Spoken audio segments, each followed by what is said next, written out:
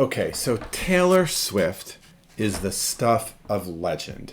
She is amongst the all-time pop star greats.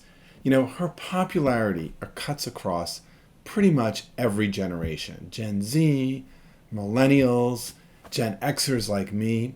We all love Taylor. And if you can negotiate yourself some tickets to one of her performances during this wildly popular Eras tour, you are the great negotiator. You scored the jackpot. But you know what?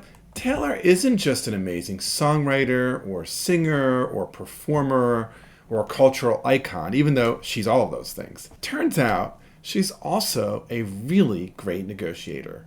Now, let's be honest. For a nerd like me, it's pretty hard for an entertainer to make my list of great negotiators, which is largely filled with nerds like me. But Taylor definitely makes this list. And today, I'm going to break down qualities that make Taylor Swift a great negotiator. I'm Bob Bordone. I'm a senior fellow at Harvard Law School.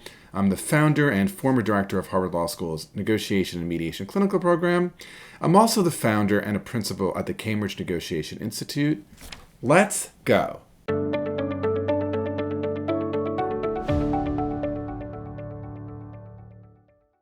Okay, so let's start with some basics, but not so basics. One of the things that makes Taylor a really great negotiator is that she knows her interests very well, she's consistent across time on those interests, and she's confident in expressing them. So let's consider a few examples. In November of 2014, Taylor pulled her entire library off of Spotify's streaming service. Now, at the time, this was considered a completely radical move. But this was not just a ploy to make more money for herself. In fact, she was very clear about her purposes. Her interests were, first, that artists should be paid fairly and justly for their work. Second, she really wanted to support the wider music industry and creative freedom. She wanted to find a way to support young artists who maybe hadn't made it big like her. And she articulated this very clearly in a Wall Street Journal article at the time. And so this set of interests has been really consistent across time. In 2018, Taylor Swift negotiated a new record contract with the Universal Music Group.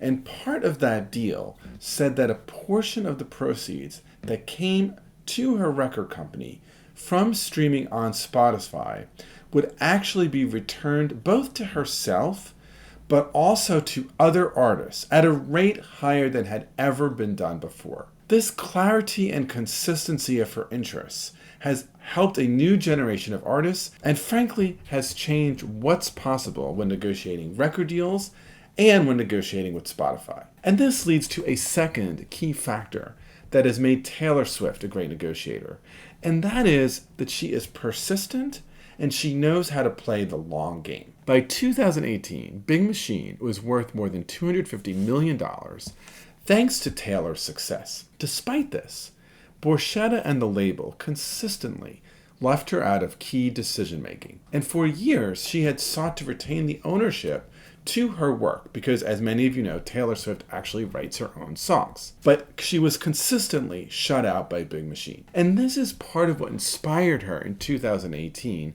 to leave Big Machine behind and sign with the Universal Music Group. But then what happens is in June of 2019, another company, Ithaca Holdings, actually buys Big Machine for $300 million.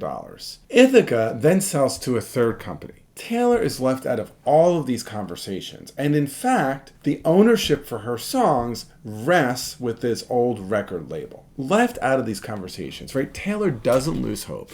She doesn't give up. And she doesn't move on. Instead, in October of 2020, she announces a decision to re-record all of the albums she made with Big Machine.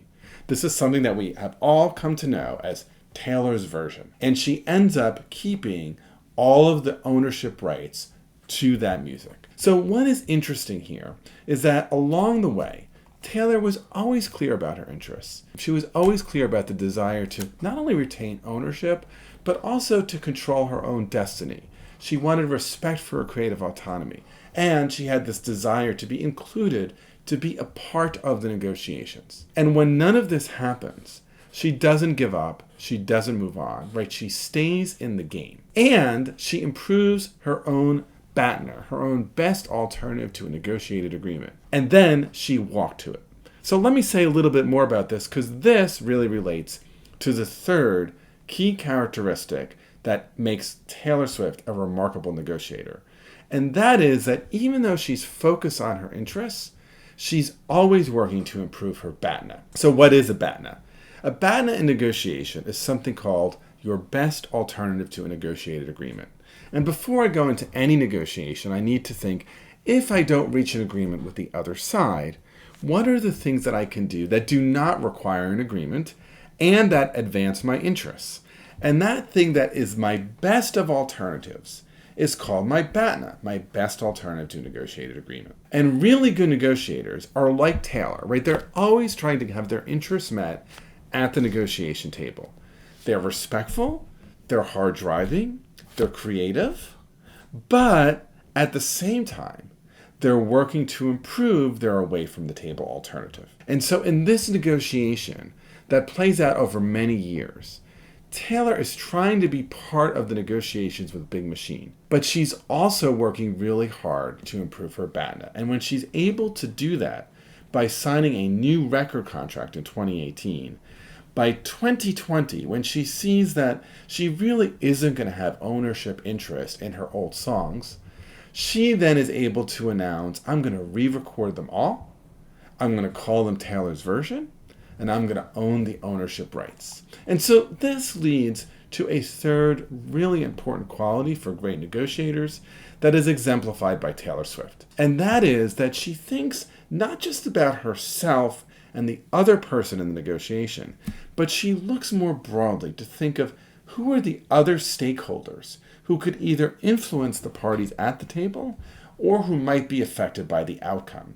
And how can I engage those stakeholders in a way that increases the likelihood that my own interests will be achieved? And this is something that Taylor Swift has done very brilliantly. So how does she do that? Well, first of all, as is the theme of this whole video, she has interests that are not just her own, but that are about the broader artistic community, other young artists. And so she's constantly engaging them, especially younger artists, figuring out how can I advance their interests so that they will be allied with me. But then she's also thinking about her fans and what would be important to them. And so she, in a really, really brilliant way, brings her fans on board across many eras of her music, so that they're very much aligned with her. And when she's succeeding in these negotiations, when she leaves Big Machine, when she announces that she's going to actually record her own music, the fans are very allied with her. Very few people, actually nobody I know, says Taylor Swift is selfish or Taylor Swift is just about Taylor Swift. Everyone sees the moves she has made, which advance her interests, as broadly advancing the music industry, fans, and young artists. And so that ability to scope more broadly is an incredibly important quality for great negotiators. So Taylor is somebody who plays amazing music, who puts on an amazing concert, right? This Eras tour has been absolutely fabulous. But she's also modeling for us what it means to be a great negotiator. And specifically, great negotiators like Taylor Swift do three things. They know their interests extremely well. They express them with confidence and clarity and consistently over time. Secondly, they play the long game. They don't give up hope. They don't become resigned. Thirdly, they really improve their BATNA. They prefer to negotiate on interests, but they're always improving their away from the table alternative. And when push comes to shove, they're willing to walk to their BATNA. And lastly, great negotiators pay attention to the stakeholders who are not at the negotiation table, but who could influence the people at the negotiation table and who could help them achieve their goals by aligning them with themselves. And again, Taylor Swift has done this brilliantly in her negotiations. So, if you want to hear the story of another great negotiator who recently had to address a sexist trope during a committee in the U.S. Congress, where she was told she was, quote, too nice to be a great negotiator, watch this next video on U.S. Trade Representative Katherine Tai. In addition, If you haven't already, I'd be incredibly grateful if you would like this video, subscribe to my channel, and ring the bell so you don't miss any future content. I'm Bob Bordone. Thanks for watching. Okay, listen, if you ain't going to a Taylor concert, just keep on watching these videos. They're almost as good.